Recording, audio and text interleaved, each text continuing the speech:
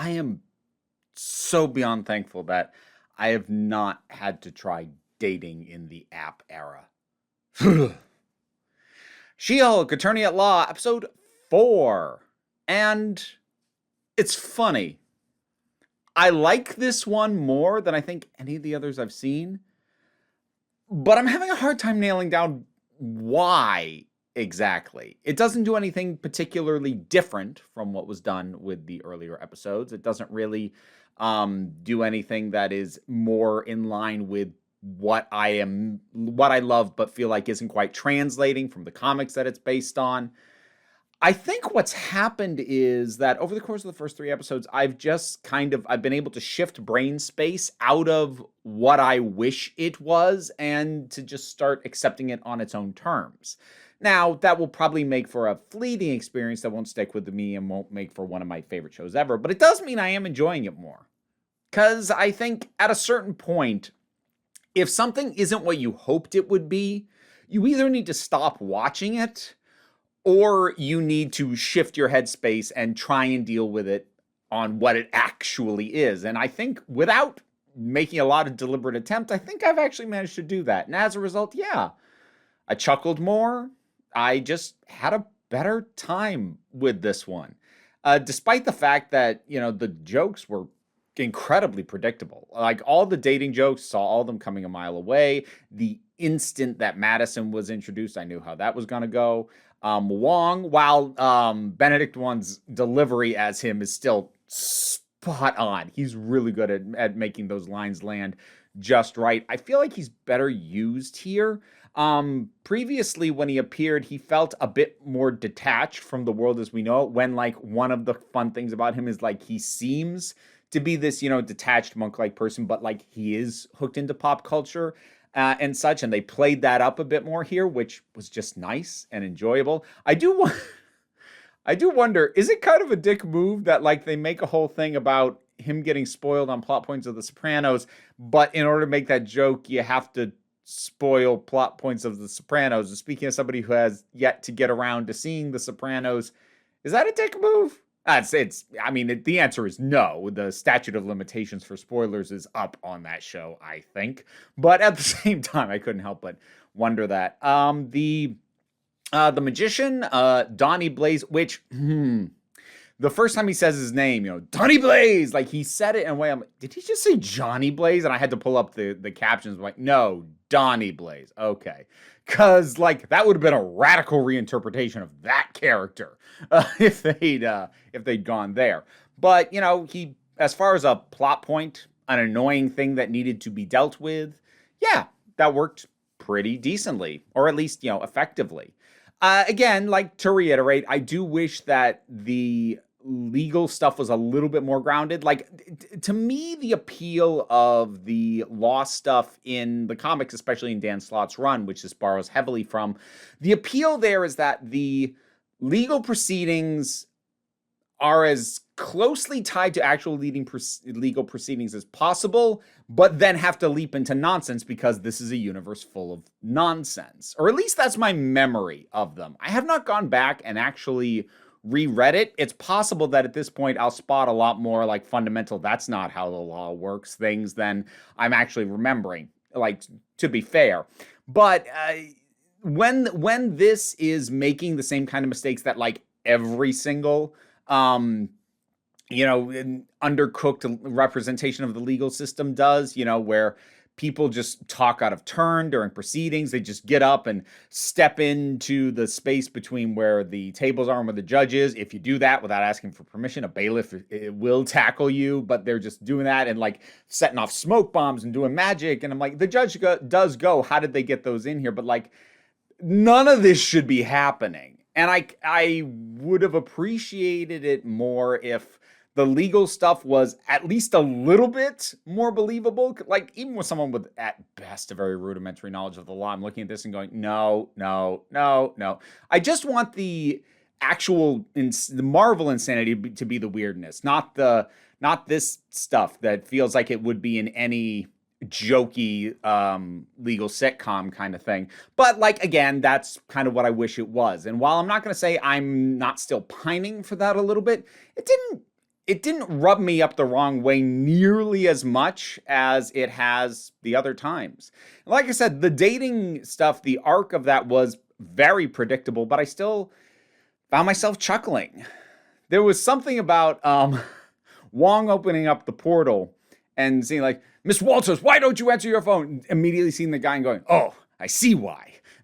Like, he just gets it immediately. And then later when he drops her off, he does the portal and she just drops down onto the couch directly on top of him. It was well comically timed. And I think that's the thing that I'm appreciating more. At this point, I don't expect surprise. Like, for me, the best jokes catch you off guard. Whereas these jokes, I see the setups coming, and so I know what's coming. So then it's a matter of just executing it well and getting the comic timing right and getting the delivery right, which this episode, I feel like I want to say does better than the previous ones. But again, it might just be that I'm now better attuned to the thing.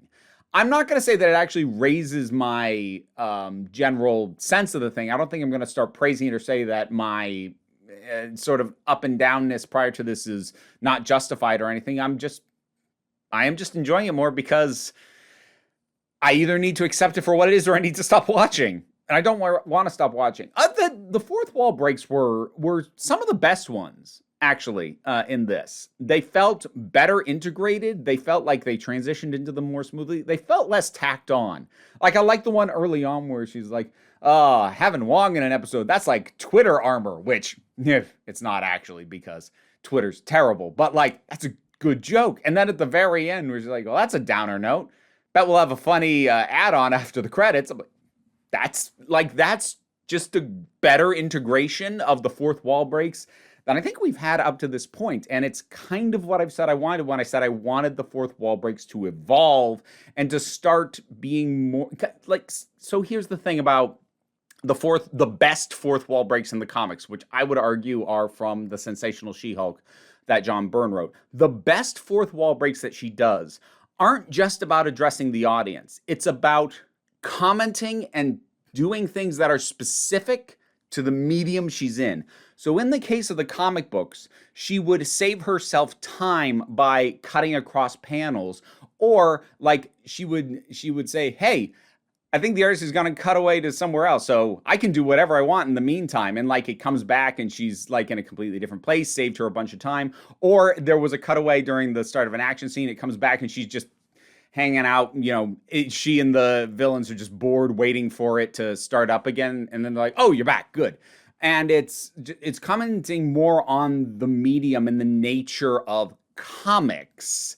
And these fourth wall gags, talking about how Twitter's going to react, talking about the post-credit sequence, these are better tailored specifically to this medium and this iteration, as opposed to just doing a take to camera. This is a better quality of fourth wall break. So that I will say flat out is better here than it was previously. And I'm going to hope that it stays at that level, because the best She-Hulk fourth wall breaks are iconic. If you've ever read Sensational She-Hulk, the best ones are gonna stick with you forever. And I'm not necessarily sure that this will reach that level, but I want them to try. And this just feels better in that regard, especially. The performances I've just kind of gotten used to. There wasn't anyone who like really got on my nerves the way that the jackass prosecutor from the one who got tricked by the shapeshifter from last episode. There's nobody who annoyed me when they were on screen as much as he did. So that is just nice. And the characters who didn't annoy me were during the dating montage, and they were gone quickly. So I'm like, I can deal with that. Madison, I feel like she should have annoyed me, but she didn't. Like, she really should. She's designed to be an annoying character, and I've said repeatedly that the big problem with creating a character who is intended to annoy the main cast is that since we are expected to empathize with the main cast, it's almost impossible to do that without also annoying the audience. I didn't find her especially annoying. I think they dosed her just right, but more to the point, they didn't really let her just do her thing on her own. They paired her with Wong, who, like, despite his irritation, was kind of like, yeah, let's get Froyo and talk about Sopranos. So, like, there's this begrudging, like, there's a little connection there. And she obviously, like, had fun with him. And she's not, the other thing that I feel like should annoy me is, like, this feels like, these frivolous young millennials or Gen Z kind of people. But I don't know. It's in line with the kind of humor that this kind of sitcom show does. So, again, either start dealing with it or stop watching. So, I think if Madison had appeared in an earlier episode, she probably would have graded on me. Again, it's probably helped that I've been able to shift the mindset.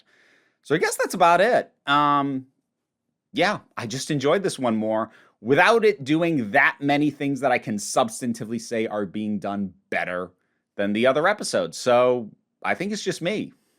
I don't like it. I don't mean like it's just me, like I'm the only one who likes it. Like, I think it's just me making that shift that is allowing me to enjoy this. That's a nice thing when it happens. She-Hulk episode 4. What'd you think about it? Whatever your thoughts are, drop something down in the comments. Let's talk about it. Patreon is what pays the bills, allows me to do this as my living, and talk to you folks as regularly as I do while maintaining the level of quality. Well, here it's just me rambling. But if you go to the Council of Geeks, the main channel, higher quality stuff there as well. I hope. I think. I try. Okay. Get my insecurity out of this video. Anyways. Even if you can't support me on Patreon, all the other stuff I mentioned, like, share, subscribe, they help, but don't worry too much about it. We take a relaxed attitude around here, so you can just come on back next time you need a break.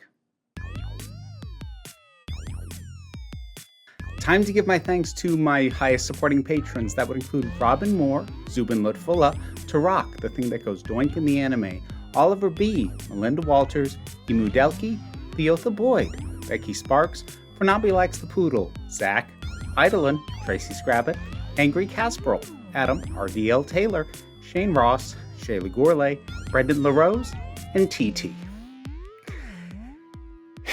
If you want your name said while these guys try and distract me, consider looking at the rewards of my Patreon.